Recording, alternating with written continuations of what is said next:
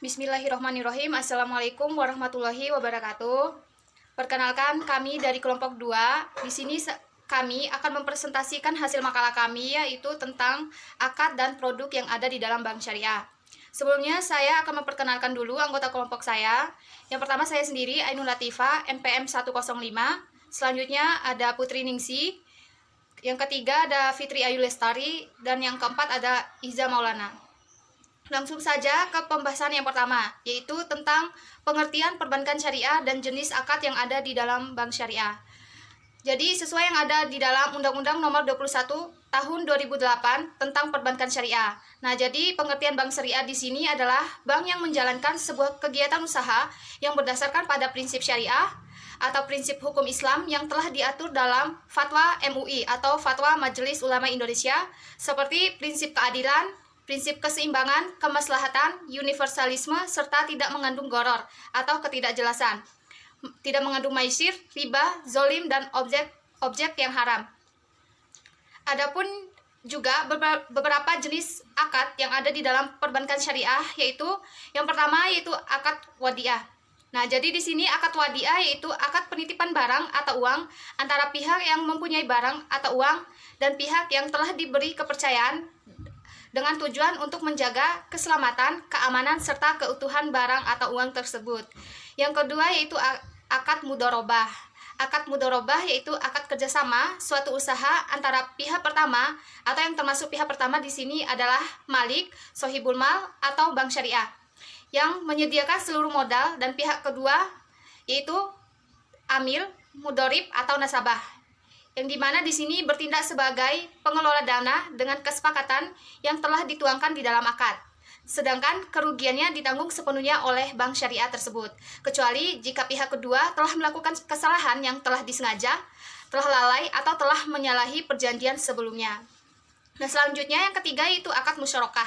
Jadi di sini akad musyarakah yaitu akad kerjasama di antara dua pihak atau lebih untuk usaha tertentu, yang dimana masing-masing pihak tersebut memberikan porsi dananya masing-masing. Selanjutnya yang keempat yaitu akad murabahah. Nah, akad murabahah yaitu akad pembiayaan suatu barang yang dengan menegaskan harga belinya kepada si pembeli, dan si pembelinya itu membayarnya dengan harga yang lebih sebagai keuntungan yang telah disepakati sebelumnya.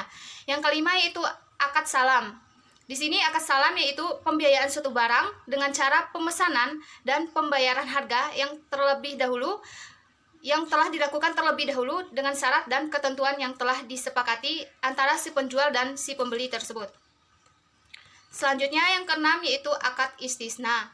Akad istisna yaitu pembiayaan barang dalam bentuk pemesanan pembuatan barang tertentu yang telah disepakati antara pemesan atau pembeli, atau istilahnya mustahni, dan si penjual atau pembuat, atau istilahnya yaitu sani.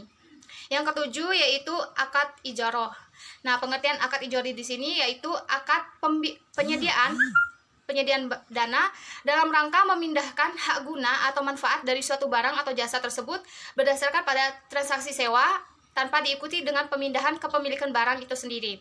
Yang kedelapan yaitu ijarah muntahiyah bitamlik, atau yang sering kita dengar yaitu IMBT, yaitu akad penyediaan dana dalam rangka memindahkan hak guna atau manfaat dari suatu barang atau jasa berdasarkan transaksi sewa dengan opsi pemindahan kepemilikan barang. Dan yang terakhir yaitu ada akad qard, yaitu akad pinjaman dana kepada nasabah dengan ketentuan bahwa nasabah wajib mengembalikan dana yang telah diterimanya pada waktu yang telah disepakati. Sekian penjelasan poin pertama dari saya. Selanjutnya, perkenalkan, nama saya Putri Ningsi. Di sini saya akan melanjutkan penjelasan dari rekan saya Ainul Latifah. Di sini saya akan menjelaskan tentang produk perbankan syariah. Ada beberapa produk yang ditawarkan oleh perbankan syariah kepada nasabah atau masyarakat. Yaitu di sini perbankan syariah berfungsi sebagai penghimpun dana bank syariah, di mana di dalamnya terdapat prinsip wadiah dan prinsip mudharabah. Nah, di sini prinsip wadiah itu terdapat dua jenis wadiah. Ada wadiah yad damana dan ada wadiah yad amanah. Adapun wadiah yad damana ini adalah suatu produk rekening giro. Dalam produk tersebut, pihak bank boleh memanfaatkan harta titipan nasabah dengan catatan apabila terjadi kerugian, otomatis yang menjadi tanggung jawab itu adalah pihak bank. Sedangkan wadiah yad amanah, di mana pihak bank tidak boleh memanfaatkan sepeser pun harta yang dititipkan oleh nasabah dalam jumlah berapapun. Selanjutnya yaitu prinsip mudaroba. Adapun prinsip mudaroba di sini itu berlaku sebagai sohibul mal atau pemilik modal, sedangkan pihak bank sebagai mudorib atau pengelola modal, yang dimana di sini terjadi kesepakatan antara kedua belah pihak mengenai nisbah bagi hasil yang dilakukan antara bank dengan nasabah. Selanjutnya yaitu penyaluran dana bank syariah. Dalam penyaluran dana nasabah, terdapat beberapa produk pembiayaan bank syariah. Di sini terbagi menjadi 4 bagian, yaitu yang pertama ada pembiayaan dalam prinsip jual beli, dan yang kedua pembiayaan dalam prinsip sewa, dan yang ketiga pembiayaan dengan prinsip bagi hasil, dan yang keempat pembiayaan dengan akad pelengkap. Selanjutnya yaitu produk jasa perbankan syariah. Di sini ada beberapa produk jasa perbankan syariah, yaitu ada wakalah, kafalah, sorf, qard, ran, dan hiwala. Adapun wakalah yaitu perwakilan di mana bank diberi perintah untuk menjadi wakil atas suatu perkara oleh nasabah dan bank harus melakukannya dengan amanah. Sedangkan kafalah merupakan jaminan yang diberikan oleh penanggung kepada pihak ketiga untuk memenuhi kewajiban pihak kedua yang ditanggung. Sedangkan sorf yaitu jual beli valuta atau mata uang asing dengan konsep harga nilai kurs harus sesuai dengan waktu pada saat bertransaksi saat ini. Selanjutnya yaitu qard adalah pemberian harta kepada orang lain yang dapat ditagih atau diminta kembali pada waktu yang sudah ditentukan. Sedangkan ron yaitu menahan salah satu harta milik si peminjam sebagai jaminan atas pinjaman yang telah diterimanya. Sedangkan hawala adalah transaksi mengalihkan utang piutang. Dalam praktik perbankan syariah, fasilitas hiwala umumnya untuk membantu supplier untuk mendapatkan modal tunai agar dapat melanjutkan produksi usahanya. Sekian dari saya, selanjutnya akan dilanjutkan oleh rekan saya. Assalamualaikum warahmatullahi wabarakatuh. Di sini saya Fitri Ayu Lestari akan melanjutkan pembahasan dari teman-teman sebelumnya, yaitu saya akan membahas mengenai hal-hal yang harus diperhatikan seputar akad. Nah, di sini hal-hal yang harus kita perhatikan di seputaran akad ada 4, yaitu rukun akad, cara berakad oleh para ulama, prinsip-prinsip akad, dan yang terakhir penjaminan dalam tinjauan fikih. Nah, rukun-rukun akad sendiri ada 4, yaitu yang pertama akid. Nah, akid di sini dia bisa dikatakan sebagai orang yang berakad. Nah, orang yang berakad ini bisa 1 orang atau lebih dari 2 orang begitu. Terus yang kedua yaitu ma'akud alaih. Nah, ma'akud alaih ini ialah benda-benda yang diakadkan, seperti benda-benda yang dijual dalam akad jual beli, dalam akad hibah atau pemberian, gadai, utang yang dijamin seseorang dalam akad kafalah. Terus yang ketiga yaitu maudhu al-akad. Nah, maudhu al-akad ini dia tujuan atau maksud pokok mengadakan akad. Nah, ketika akad itu berbeda, maka berbeda pula lah tujuan pokok dalam akad tersebut. Terus yang terakhir yaitu sighat al-akad. Nah, dia ini adalah ijab qabul. Nah, ijab ialah permulaan penjelasan yang keluar dari salah seorang yang berakad sebagai gambaran kehendaknya dalam mengadakan akad. Nah, sedangkan akad ialah perkataan yang keluar dari pihak yang berakad pula yang diucapkan setelah adanya ijab. Nah, selanjutnya yaitu cara berakad oleh para ulama. Nah, ada beberapa cara yang diungkapkan dari para ulama fikih dalam berakad. Yang pertama yaitu dengan cara tulisan atau lisan. Nah, bagi orang tertentu akad atau ijab qabul tidak dapat dilaksanakan dengan tulisan maupun lisan begitu. Misalnya nanti ada orang yang bisu ataupun tidak bisa membaca maupun tulis, maka orang tersebut yang dalam berkebutuhan tersebut akadnya itu harus dalam bentuk isyarat. Terus yang kedua yaitu yang dijadikan objek akad dapat menerima hukumnya. Jadi objek akad juga ini harus dapat menerima hukumnya begitu. Terus yang ketiga yaitu akad itu diizinkan oleh para syara atau oleh syara, dilakukan oleh orang yang mempunyai hak melakukannya walaupun dia bukan akid yang memiliki barang tersebut.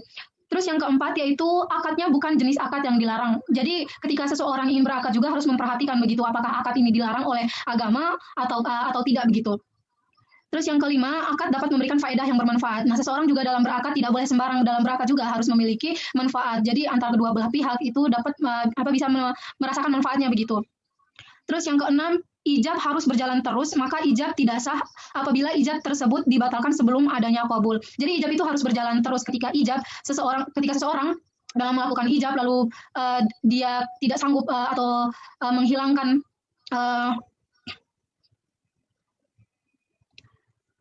atau dia tidak sanggup dalam melakukan ijabnya, lalu dia meninggalkan ijab tersebut tanpa adanya kabul, maka hal tersebut bisa dikatakan tidak syah. Terus yang ketujuh yaitu ijab dan kabul harus bersambung. Jika seseorang melakukan ijab, dan berpisah sebelum terjadinya qabul, maka ijab yang demikian dianggap tidak sah. Jadi agak memiliki kemiripan antara dengan yang sebelumnya ya. Jadi ijab itu harus berjalan terus dan harus bersambung gitu. Ijab dan qabul itu harus selesai begitu agar akadnya itu menjadi sah. Terus yang ketiga yaitu prinsip-prinsip akad. Nah, dalam hukum Islam telah menetapkan beberapa prinsip akad yang berpengaruh kepada pelaksanaan akad sebagai berikut. Ada enam prinsip, yaitu yang pertama prinsip kebebasan berkontrak. Nah, antara dua orang atau lebih ini dia memiliki kebebasan kontrak-kontrak seperti apa yang mereka inginkan, maka boleh selagi tidak ada larangan dalam agama ya. Terus yang kedua, prinsip perjanjian itu mengikat. Jadi prinsip perjanjian itu harus mengikat antara kedua belah pihak agar kedua belah pihak itu dapat menjalankan tugasnya itu secara baik, tidak lalai gitu dalam menjalankan akadnya tersebut. Terus yang ketiga, prinsip kesepakatan bersama. Nah, prinsip kesepakatan bersama ini harus, yang namanya juga kita melakukan akad itu lebih dari satu orang. Jadi misalnya kita melakukan akad itu lebih dari satu orang, maka harus adanya kesepakatan bersama begitu. Jadi tidak boleh berat sebelah, maksudnya tidak boleh kesepakatan ini hanya sebelah pihak, jadi harus bersama-sama begitu. Terus yang kedua, prinsip ibadah. Nah, ini juga penting. Apapun yang kita lakukan, baik itu muamalah, kita bukan hanya mencari kenikmatan di dunia, tetapi juga kita mencari pahala, ladang pahala, kenikmatan yang akan kita bawa nanti di akhirat. Jadi kita bukan hanya bermuamalah di sini, tetapi melainkan juga kita harus beribadah juga, dan nilai ibadahnya di dalam akad tersebut.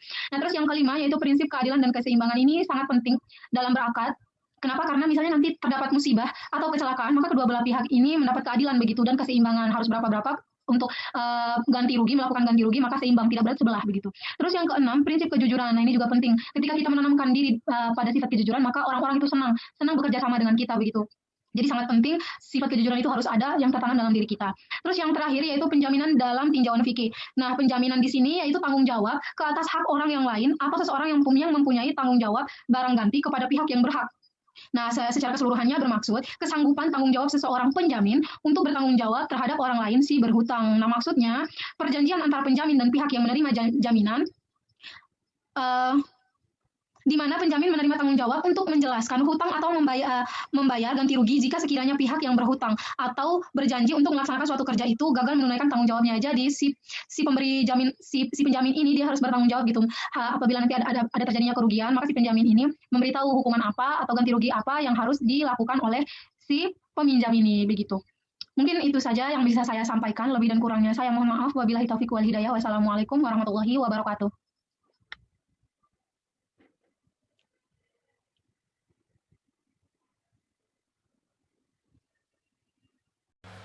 Di sini saya akan melanjutkan penjelasan yaitu tentang dampak hukum dari implementasi sebuah akad.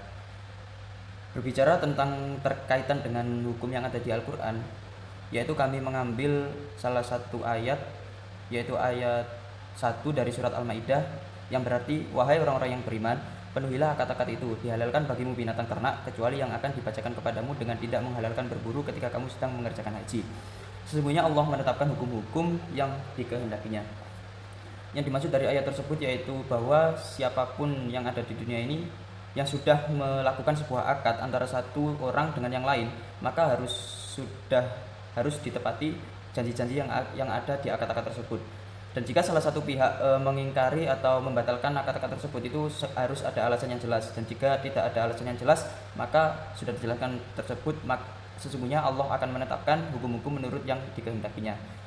Jadi kalau ada yang membatalkan akad begitu saja, maka Allah akan menghukum menurut yang sudah dikehendakinya. Dan yang kedua ada surat Al-Baqarah ayat 275 yang berarti orang-orang yang makan atau mengambil riba tidak dapat berdiri melainkan seperti berdirinya orang yang kemasukan setan atau penyakit gila. Keadaan mereka yang demikian itu adalah disebabkan karena mereka berkata sesungguhnya jual beli itu sama dengan riba. Padahal Allah sudah menghalalkan jual beli dan mengharamkan riba. Orang-orang yang telah sampai kepadanya larangan dari Tuhannya lalu terus berhenti dan tidak mengambil riba lagi, maka bagi yang telah diambilnya dulu itu urusannya sudah terserah kepada Allah. Dan barang siapa orang yang mengulangi mengambil riba meskipun sudah tahu, maka orang itu adalah penghuni-penghuni neraka, mereka akan kekal di dalamnya. Maksud dari surat Al-Baqarah tersebut yaitu barang siapa yang menyamaratakan hukum antara jual beli dengan riba dihalalkan, itu akan bangkit dari kuburnya di keesokan harinya itu seperti orang yang kemasukan setan atau seperti orang gila. Dan juga bagi yang sudah pernah mengambil riba terdahulunya dan di tengah-tengah sudah mengetahui larangan dari Allah, itu hukuman atau dosa-dosa yang dahulu itu terserah dari apa yang dikehendaki oleh Allah. Dan juga barang siapa yang sudah tahu hukum haramnya riba tapi masih melakukannya, itu adalah penghuni-penghuni neraka, mereka akan kekal di dalamnya.